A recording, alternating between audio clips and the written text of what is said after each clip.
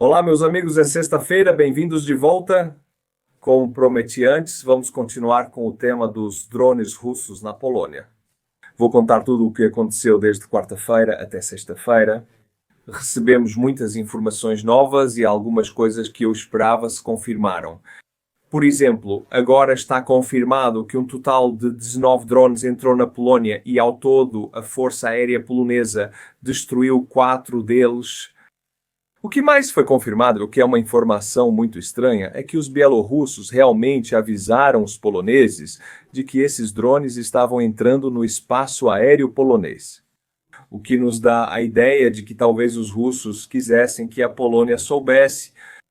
Assim, os russos podem medir quão rápida é a força aérea, quão rápida é a reação, quão forte ela é, quantos eles conseguem abater, quanto tempo leva. Eles queriam que os poloneses soubessem e os poloneses souberam. A Força Aérea foi acionada. Também vamos analisar todos os vídeos e fotos que tenham qualquer tipo de ligação com isso. Por exemplo, este é um vídeo da região de Lublin, na Polónia, mostrando claramente um dos drones que foram abatidos caindo do céu. Apenas 4 foram abatidos, os demais caíram sozinhos. Só para garantir que a informação venha do lugar certo. O próprio primeiro-ministro da Polônia disse que 4 de 19 drones foram abatidos. Essa não é uma boa estatística, ainda mais com F-16S e F-35S decolando. As forças aéreas de 4 países foram acionadas por causa desse ataque e apenas 4 drones foram abatidos.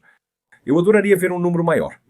Quero dizer, todos abatidos, sinceramente, e localizados desde o momento em que entraram no espaço aéreo da OTAN, mas não foi o que aconteceu. Mesmo hoje, até agora, no momento em que estou fazendo este vídeo de novo, no momento em que você está assistindo, pode ser diferente. Aqui você tem mais informações. Até agora, só 12 drones foram localizados. Ainda faltam encontrar 7 dos 19. Então, 7 drones ainda estão desaparecidos em algum lugar do solo polonês, ou alguns voltaram para a Ucrânia. Ainda não sabemos, mas já deveríamos. Já faz 2 dias. Aliás, 2 desses drones foram achados a dezenas de quilómetros da capital, Varsóvia. Então eles voaram até a capital e caíram em um campo em algum lugar por lá. Eles não foram abatidos lá. Neste mapa veja onde os drones foram encontrados até agora. E note que um deles está muito perto de Gdansk, uma cidade portuária no Mar Báltico. É como se ele tivesse voado de volta para a Rússia, para Kaliningrado, vindo da Rússia, Bielorrússia ou Ucrânia e retornado à Rússia. É muito estranho. Foi encontrado tão longe da fronteira, na verdade está a quase 500 quilômetros da fronteira.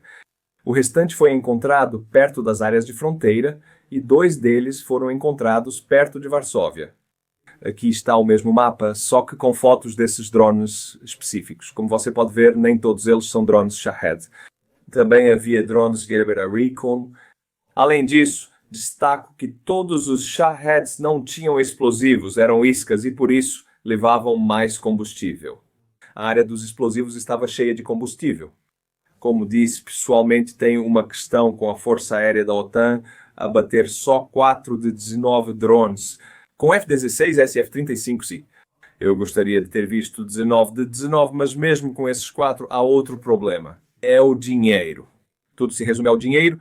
Caças F-35 holandeses teriam abatido drones russos de Iran Shahed sobre a Polônia usando mísseis AIM-9X.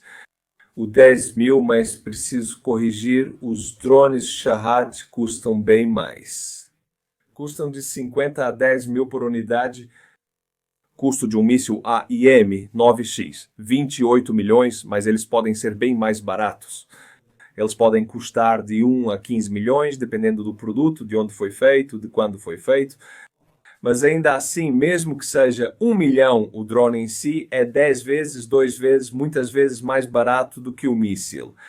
E olhando para os números que a Rússia está enviando para a Ucrânia, o Shahed tem centenas toda noite, sendo abatidos por F-35S com esses mísseis AIM-9X. Quero dizer, isso seria uma vitória russa. Só porque eles usariam todos os mísseis de defesa antiaérea do Ocidente, quero dizer, mísseis de defesa ar-ar muito rápido. Essa não é a resposta. A resposta seria o que a Ucrânia está fazendo, usando todos os outros meios necessários, exceto esses.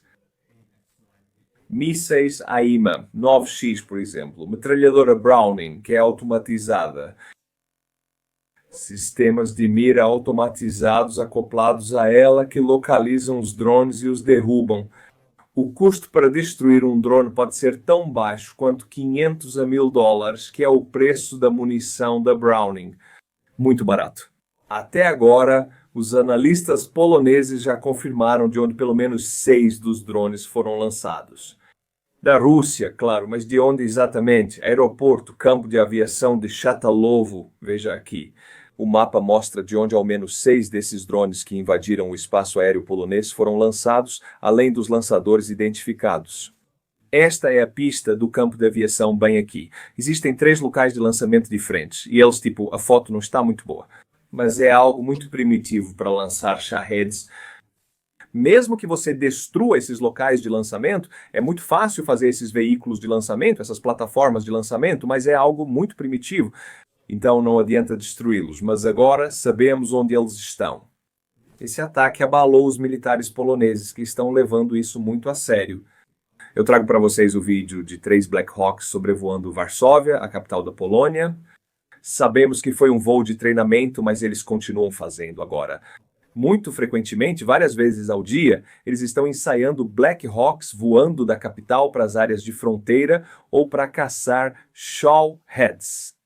Porque também vemos na Ucrânia que os ucranianos estão derrubando Shahed com Mias, apenas com metralhadoras.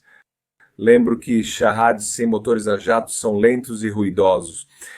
Há Shahed com motores a jato que não podem ser derrubados por helicópteros. A maioria desses drones pode ser derrubada com helicópteros e uma metralhadora, se você for preciso. Da última vez eu disse que a Polônia poderia invocar o artigo 4 da OTAN. Agora temos a confirmação. Eles fizeram isso. E na verdade foi tão estranho, cerca de 20 minutos depois que gravei o vídeo. Da última vez, Donald Tusk divulgou um relatório sobre a invocação do artigo 4. Eu ainda não sabia disso. Mas o que é a OTAN? Artigo 4, todo mundo para por aí. Artigo 5 é ataque a todos. Ataque a um é um ataque a todos. Mas o artigo 4, meus amigos, direciona o Conselho do Atlântico Norte a iniciar consultas imediatas de defesa e militares para emergências ou situações de urgência, quando a integridade territorial, independência política ou segurança de qualquer uma das partes estiver ameaçada. Então, basicamente, todos os países se reúnem, conversam e decidem o que fazer muito rapidamente. Este é o artigo 4, eles fazem isso agora. Mas agora eu preciso te lembrar de um aposentado turco. Essa é uma maneira muito engraçada de dizer isso, mas era verdade. Quero dizer, Erdogan, o líder da Turquia, chame como quiser, presidente ditador, vou deixar isso para você decidir. Em 2015, um Su-24 russo violou o espaço aéreo turco. É isso que a Força Aérea Russa faz. Eles voam por onde querem. Estônia, Finlândia, Letônia, Lituânia, Polônia, Turquia, não se importam. A diferença é que Erdogan imediatamente deu a ordem para derrubar desde o primeiro minuto, desde o início, derrube.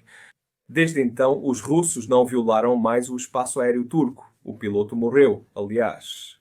Erdogan ficou tipo, Rússia, uma potência nuclear entrando no meu espaço aéreo. Nós vamos derrubar, vamos assumir a responsabilidade de dar um soco na cara deles. Agora, os russos respeitam o espaço aéreo turco. Quantas vezes o da Estônia e o da Polônia são violados? Bem, posso dizer sobre a Estônia que pelo menos uma vez por mês, talvez mais. Isso é pelo menos 10 vezes ao ano. O primeiro-ministro da Polônia anunciou que o país vai cooperar de perto com os sistemas ucranianos de combate a drones. Vamos adotar as melhores práticas e os drones ucranianos já foram testados em combate, disse ele. Agora, esta é uma situação estranha. Os ucranianos são muito eficientes em abater drones russos de forma econômica. Esse é o ponto principal. Mísseis ocidentais, AIM-9X, são muito bons e precisos, mas também muito caros. Os ucranianos conseguem fazer isso de forma barata, mas a Polônia ainda não se adaptou. Meu país, a Estônia, ainda não se adaptou. Não compramos sistemas como os da Ucrânia. Se drones russos atacassem a Estônia agora, os F-35 na Estônia decolariam para derrubá-los com mísseis muito caros. Essa não é a solução. Com isso, a Rússia pode simplesmente gastar todos os nossos mísseis muito rápido. A Ucrânia propôs uma ideia há quase um ano de que a Ucrânia e a Polônia deveriam fazer uma defesa aérea conjunta, treinamento e forças conjuntas para derrubar drones russos. A Polônia disse não. Bem, agora é hora de dizer sim, porque a Polônia precisa desses sistemas baratos que são eficazes. Eles não podem continuar usando esses mísseis caros que são bons para jatos russos, por exemplo, bombardeiros russos, mas definitivamente não para os drones. Muito caro. Continuando no tópico da Polônia, eu preciso falar um pouco sobre Belarus, porque o Zapad 2025 começou. Esse é o maior exercício militar na Rússia e em Belarus, nos distritos militares ocidentais. E Zapad significa oeste em russo. E eles geralmente praticam ou ensaiam tomar o corredor de Suwalki. É isso que eles fazem todo o ano na Rússia e em Belarus durante o Zapad. Começou hoje, 12 de setembro. Vai continuar pelos próximos 4 dias. E antes disso, a Polônia fechou todas as fronteiras com Belarus e a Rússia, que estou falando da meia-noite de quinta-feira ontem e de como eles fecharam. Eles anunciaram isso alguns dias antes e simplesmente fecharam à meia-noite. Quem não passou um minuto depois, agora, claro, não passa mais. Os russos e bielorrussos reagiram imediatamente. A Rússia ameaça a Polônia novamente. Desta vez, anunciam consequências para o fechamento da fronteira com Belarus. O Ministério das Relações Exteriores da Rússia exige reabertura urgente das passagens de fronteira. A porta-voz de imprensa Sakharova explica que tais medidas da Polônia estão apenas justificando uma escalada ainda maior da tensão na Europa Central. A Polônia não apenas fechou a fronteira, como também enviou mais 40 mil soldados para as áreas de fronteira. Vamos ver um vídeo dos guardas poloneses fechando a fronteira. Foi o que aconteceu. À meia-noite em ponto, eles puxaram o arame farpado. Assim mesmo. Nem o ônibus aqui, nem o do lado bielorrusso têm espaço. Ambos estão cheios de pessoas querendo ir para a Polônia. A Polônia é considerada um bom país por integrar a União Europeia e a OTAN. Mas não, isso não será possível. Agora é uma cortina de ferro. Ela voltou. Ontem à meia-noite, a cortina de ferro foi restabelecida. Quero dizer, é de ferro, literalmente, se você olhar. Eles também estão instalando essas placas. Continua fechando totalmente. E aqui está outra imagem dessa mesma fronteira se fechando. Essas pessoas neste ônibus não conseguirão chegar à Polônia e não sabem por quanto tempo. Quero dizer, deveria ser só 4 dias ou um mês, mas pode ser anos. Essas coisas podem sair do controle rápido. Se Belarus ameaçar a Polônia, a fronteira continuará fechada. E as pessoas estão ligando, dizendo, parece que não conseguimos mais chegar à Polônia. Não há nenhuma maneira de chegar à Polônia. Neste vídeo, meus amigos, vocês veem as forças armadas polonesas enviando 40 mil soldados extras para a fronteira. Isso inclui batalhões inteiros de tanques. E claro, tanques não podem trafegar no asfalto. Eles podem, mas destroem as estradas. Em tempos de paz, ninguém quer isso só para passar. Assim, é mais eficiente em combustível, silencioso e melhor para estradas e civis. Para transportar tanques em caminhões, o que é estranho porque tanques podem andar, mas a eficiência do combustível e as estradas, você já sabe. Esse é o modo de fazer em tempos de paz. Para encerrar esse ataque russo de drones à Polônia, para terminar esse segmento no vídeo de hoje, vou ler para vocês 5 objetivos diferentes que a Rússia quer alcançar com esse ataque. Primeiro, testar os parâmetros técnicos da defesa aérea da Polônia e da OTAN. Segundo, avaliar a resposta política, principalmente dos Estados Unidos da América e também da OTAN. Terceiro, aumentar tensões polaco-ucranianas usando fazendas de bots. Por exemplo, narrativas como a Ucrânia permitiu drones versus os poloneses são incapazes. Os russos estão alimentando todos os tipos de narrativas diferentes que culpam a Ucrânia ou diminuem as capacidades polonesas online neste momento. Quarto ponto, alimentando vozes que dizem precisamos de armas para nós, não para a Ucrânia. E número 5, desmoralizando os exércitos polonês e da OTAN, as elites políticas e a população ao humilhar a OTAN. Esses são os objetivos que quero mencionar. Se tiver outros, coloque nos comentários. Mas esses são 5 objetivos muito óbvios desse ataque, e eu acho que alguns deles a Rússia conseguiu alcançar. Amigos, hoje não há novos membros na seção Buy Me a Coffee do vídeo. Ninguém se juntou. Se quiser mudar isso, né, o link para me comprar um café está na Descrição abaixo. Decidi ler para vocês o comentário mais polêmico do último vídeo. Talvez faça isso sempre. Vou ler o comentário mais salgado do vídeo anterior para vocês. É este aqui. Por favor, Ucrânia, dê ao seu próximo míssil de longo alcance o nome de garantias de segurança. Assim o Putin vai receber exatamente o que está pedindo. Sabes, os russos estão sempre pedindo essas garantias de segurança, que a OTAN não vai se expandir para o leste e coisas assim. Se a Ucrânia chamar de garantias de segurança um míssil enviado à Rússia, essa será a garantia de segurança para a Rússia. Acho que esse é um comentário muito bom. Scott 329,2. Obrigado por isso. A próxima seção que vamos descobrir agora é a economia russa, que também inclui a refinaria de petróleo Bingo. E vou começar imediatamente com a visão geral de agosto e setembro. Somente em agosto de 2025 estas refinarias de petróleo foram atacadas. Não vou ler todas para vocês. Vocês podem ver, mas é uma lista enorme e mais foram atacadas em setembro. A economia russa enfrenta uma situação crítica, especialmente quanto à gasolina e ao diesel nos postos. Para resolver isso, insurgentes do Kremlin buscam comprar combustível da Bielorrússia. Quer dizer, a Bielorrússia tem apenas 2 refinarias de petróleo. A Rússia tem, muitas. Então, eles estão comprando da Bielorrússia. Quero dizer, normalmente eles exportam para a Bielorrússia, estendendo as restrições às exportações de gasolina, introduzindo gasolina. Cupons que... É vibe total de União Soviética, revisando o plano de exportação para conseguir vender o petróleo bruto de algum jeito, liberado depois que refinarias importantes foram desativadas, utilizando todas as plataformas públicas para buscar uma chamada trégua energética de Kiev. Isso significa que alguns países da OTAN ou da União Europeia, que são pró-Rússia, pressionariam para que eles forçassem a Ucrânia a parar de atacar as refinarias de petróleo russas. Mas vamos aos ataques específicos. Porque ontem, quinta-feira, quando os poloneses fecharam a fronteira, os ucranianos atacaram outro depósito de petróleo. Na noite passada, drones kamikaze ucranianos atacaram o maior terminal de petróleo da Rússia, Primorsky, na região de Leningrado. De acordo com informações preliminares, uma das embarcações está pegando fogo no terminal de petróleo de Primorsky, localizado no Mar Báltico, região de São Petersburgo. Vamos assistir ao vídeo. Que porra é essa?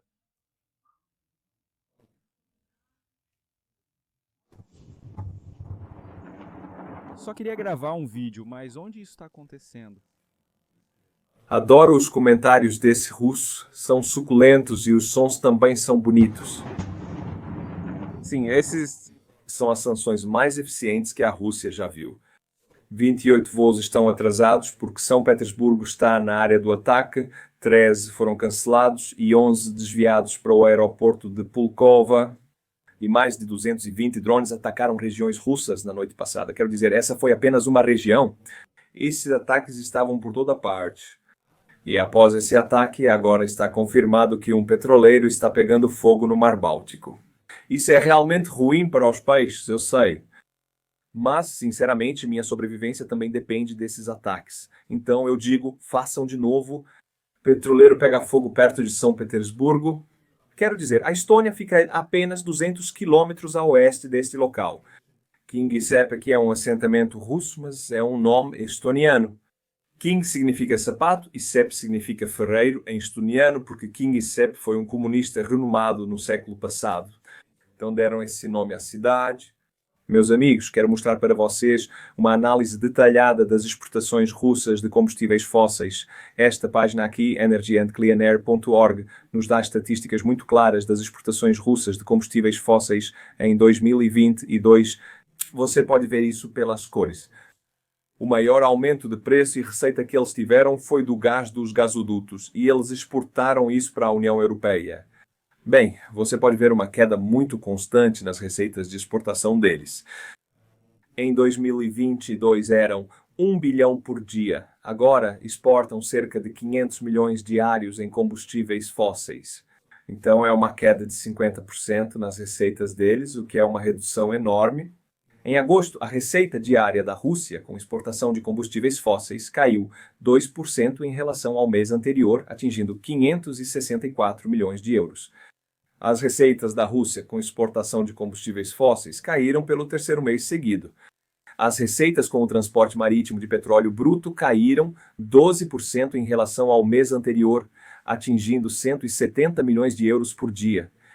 Quem está comprando combustíveis fósseis russos em agosto de 2025 é a China.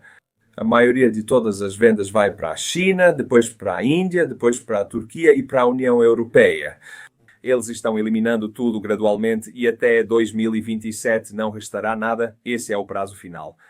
Nós éramos os primeiros há 2 anos, agora estamos eliminando gradualmente, fico feliz em ver isso. E as exportações de gasolina? Sei que é um combustível refinado. Refinarias de petróleo que fabricavam gasolina foram explodidas. Exportações de gasolina da Rússia pelo porto marítimo zeraram em agosto após Moscou impor proibição total.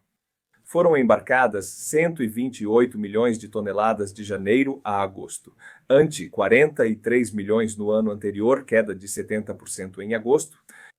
Compradores como Líbia e Brasil ficam sem acesso enquanto a Rússia enfrenta falta de combustível da Sibéria à Crimeia ocupada. E falando sobre a escassez de combustível, quero mostrar um mapa para que você visualize quais oblastes russos específicos estão enfrentando uma escassez crítica de combustível. Faltam gasolina e diesel nos postos de combustível do Oblast do Extremo Oriente. Como você pode ver, o vermelho indica uma escassez maior. E também no oeste, na Rússia Central, eles não têm esse problema porque há refinarias aqui que não foram atingidas. Além disso, as áreas ocidentais são densamente povoadas, aumentando a necessidade de gasolina. E onde isso aparece? Bem, claro, nessas filas enormes em todo o vídeo, eu mostro para você um novo vídeo da Rússia, de uma fila enorme para um posto de gasolina. Essa aqui, de novo, tem mais de 100 carros nela. Eu acho, olha o tamanho dela, esse desviozinho aqui, eu fico me perguntando. Quero dizer, algumas dessas pessoas deixam o carro ligado. Se você deixa o carro ligado enquanto espera na fila para abastecer, é muito inútil. Você abastece e parece uma estupidez. Continua do mesmo jeito. Aqui está o posto de gasolina. Os últimos da fila, quando chegam, já esperaram cerca de 12 horas. Não tem mais gasolina, então você espera 12 horas e não consegue nada. Imagine o quão frustrante isso é. Isso encerra a sessão sobre a economia russa do vídeo. E agora temos a sessão final, que é sobre as linhas de frente. Vamos passar por 3 das áreas mais quentes da linha de frente. Começamos pela direção de Sumy. Na direção de Sumy, as Forças Armadas da Ucrânia continuam suas ações de contraofensiva na área de Oleksivka e avançaram novamente, liberando mais um pedaço de terra ucraniana, Oleksivka, este assentamento bem aqui. Quero compartilhar o panorama geral. Não ligue para nenhum dos ícones na tela, fica mais fácil, bem rápido. Ampliando para o norte da Ucrânia, Oblast de Sumy, Oleksivka.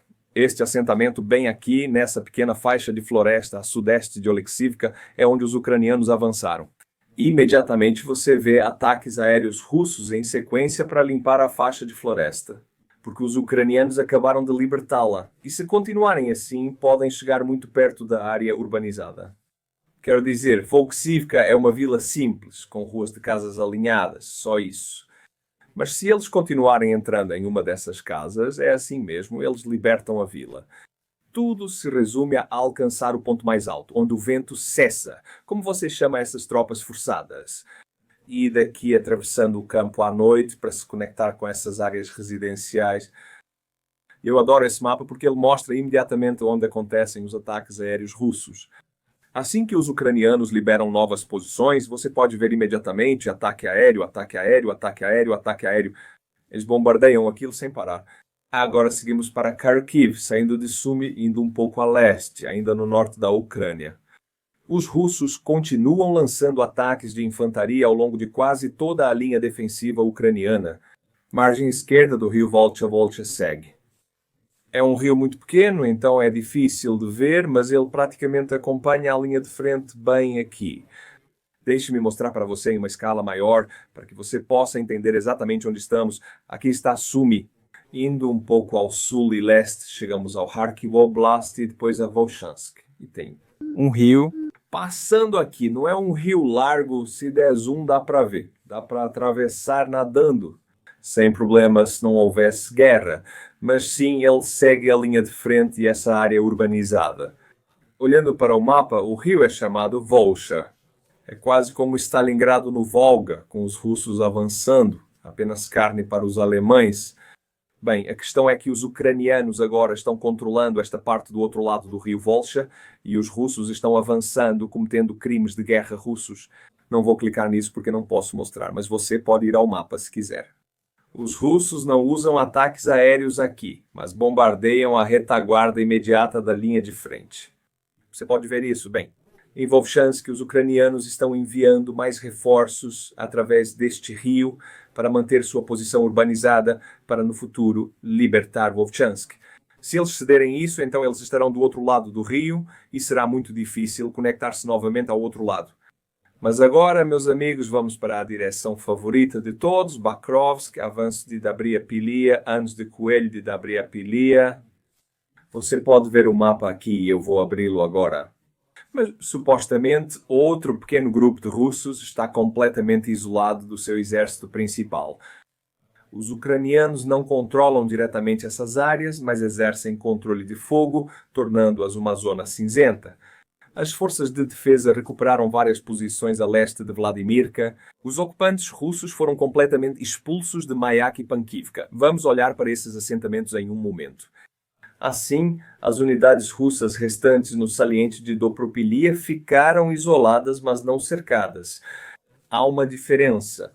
Pelo lado de Nikonardivka, as forças ucranianas estão pressionando as unidades russas cercadas. Outras unidades russas estão cercadas ao norte. Depois veremos o mapa, mas aqui está Mayak, este assentamento. Os ucranianos não estão em Mayak. Eles expulsam os russos com seu controle de fogo, com os drones, bombardeando com o que quiserem, com o que usarem. Mas eles não enviaram infantaria para lá porque provavelmente seria uma missão suicida. Eles têm controle de fogo sobre essa Novoderetskaya Mayak nessa área intermediária. Os ucranianos têm controle de fogo, ou seja, os russos podem recuar por aqui, mas serão atingidos e poucos conseguirão escapar. Aqui foi relatado que cerca de 100 soldados russos estão encurralados, como mostra claramente este mapa. Esta é supostamente a terceira vez que as tropas russas ficam cercadas na seção de Dobropilia. Há mais duas ao norte disso. E a Ucrânia não elimina esses cercos com infantaria. Não, eles vão deixar os russos passarem fome. É assim mesmo. Os ucranianos fazem de tudo para salvar o máximo possível da sua infantaria, especialmente porque essa é a infantaria de elite do primeiro corpo do Azov. Não desperdicem batalhas desnecessárias. Se os russos forem cercados de qualquer maneira, eles vão passar fome, vão tentar fugas desesperadas e então serão completamente derrotados. Então, quem exatamente está atacando nessa área? Quem era o exército? O exército russo que atacou Dobropilia agora está cercado. Estamos falando do 51, o exército russo antigo milícia das repúblicas populares de Donetsk e Luhansk. Então, um dos postos mais baixos na hierarquia do exército russo são as milícias das repúblicas populares. Eles são carne de canhão, é assim que eles são. E agora eu trago para vocês um observador militar ucraniano, Mashovitz. Ele está muito intrigado com as ordens contínuas para atacar nesta área. Embora a situação no terreno tenha mudado tanto. Não há nada para atacar, não há nada para romper. Os ucranianos possuem uma elite de infantaria contra você, mas ainda assim atacam usando milícias. O comando do 51º Exército de Armas Combinadas da Rússia, anteriormente o 1º Corpo de Exército da Milícia Popular da República Popular de Donetsk, está se comportando de maneira muito estranha. Por exemplo, não me surpreenderia se a ofensiva desse exército virasse debandada, e foi o que ocorreu, pois havia 3 cercos diferentes. Agora, ele continua tentando desesperadamente romper nas seções previamente definidas, sem levar em conta quaisquer mudanças recentes na situação tática operacional em sua própria zona de avanço de vantagem. As mudanças de que ele está falando aqui são que o primeiro corpo de Azov fez 3 cercos aos russos e empurrou todo o avanço de volta. Mas o 51º Exército não leva isso em consideração e simplesmente avança e avança como se nada tivesse mudado. Se vamos romper em breve, eles fazem isso todo dia. Quem são os soldados do 51º Exército? Esse grupo específico foi capturado e há milícias, sabe? Eles reúnem o pior do pior. Eles quase estão nos batalhões penais. Se usarem drogas ou álcool, serão forçados a esse exército como carne de canhão. Esse cara está usando um vestido, sim, um vestido de mulher, porque ele disse que se sujou. Ou como posso dizer isso de forma mais educada? Bem, ele não conseguiu segurar, não sei, e teve que trocar de roupa e não tinha nada. Então ele achou um vestido e colocou o vestido. O cara ao lado dele está usando um smoking ou um terno. Esses caras foram capturados na linha de frente como prisioneiros de guerra dos 50 e o exército russo.